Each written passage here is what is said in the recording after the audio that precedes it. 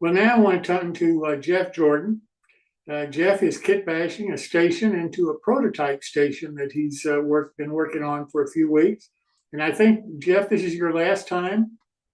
No, actually, I have one more segment after this. Oh, okay, fine. Thank you.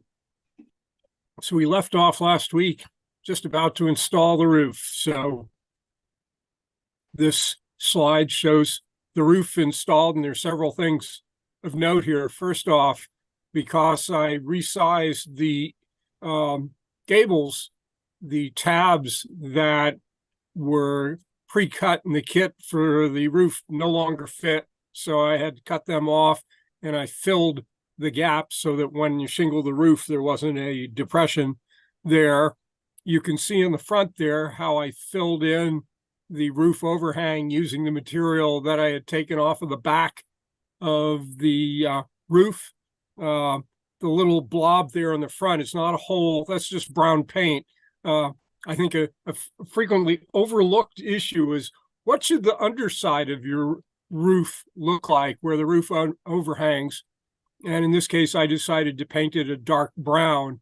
And so that's just a little bit of the dark brown paint showing over on the roof surface. But the roof is glued in place there, a little bit of painter's tape holding the gable as the glue dries.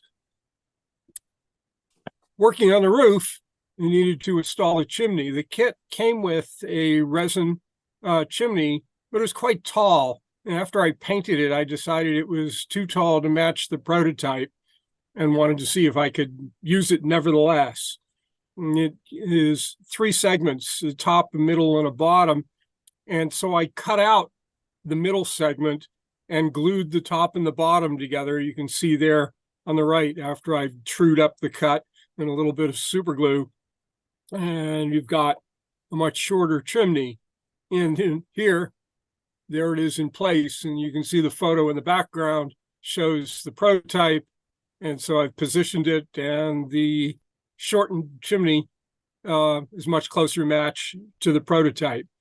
You can see the roof now is shingled. The kit came with peel and stick shingles that just go on in stripes, matching the stripes on the roof. And so it's literally as simple as peeling each row, sticking it in place, and continuing on.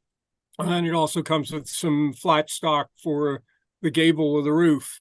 You can see here that I've finished the painting of the structure itself with the oxide red and brown. And you can see that the seams where the roof was extended, where the building was extended, have basically disappeared. The roof, all the trim here is basically from the kit, just painted up, though I had to, as I showed you last week, make a little bit more trim to cover the extended side sections. Trim, that's really what sets this building off from the kit. The kit is very plain, whereas the prototype photo shows a variety of different kinds of trim on the structure. And so here I had to begin to scratch build bits and pieces of trim to match the prototype. So these are the roof brackets. They're made out of basswood that just scales out 3-inch by 3-inch square and just carefully cut and glued together. And then on the right, it's stuck to a paper plate with a little bit of painter's tape in preparation for painting. And so there's the finished brackets, painted the same brown, matches the trim of the structure, glued in place. And as you can see at the top there, there's also a little bit more trim copied from the prototype. Again, it's just the same 3x3 stock.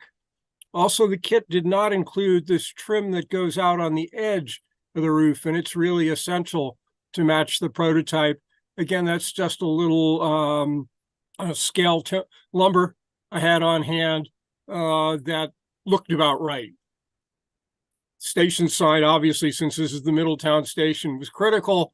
That was created with a word processor, just hunting for the font that I thought was the best approximation of the prototype photo, printed it, glued it to a little bit of backing, and super glued it in place. And there is one on the other end as well.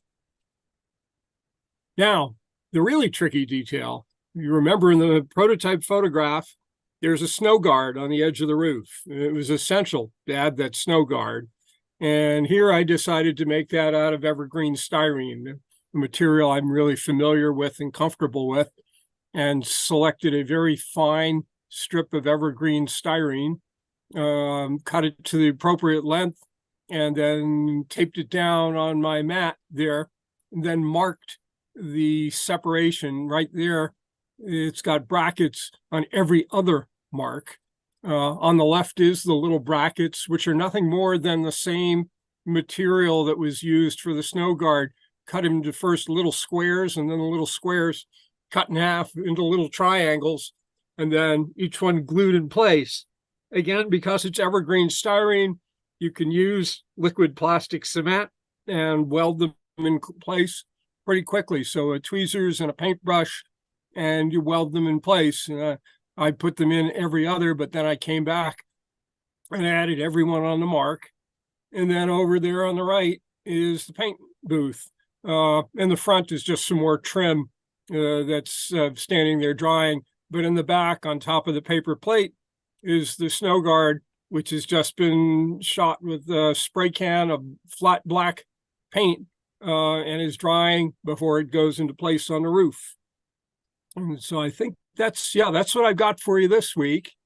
And next week will be all the finishing details on the structure, all the little bits that I added to try and match the prototype picture with all the little details, and generally to wrap it up.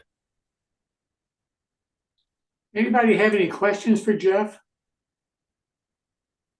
Jeff, that's really going to be an impressive model. It really is. You really are creating that prototype out of that kit, and I think you're doing a great job. So thank you so very much. Thank you.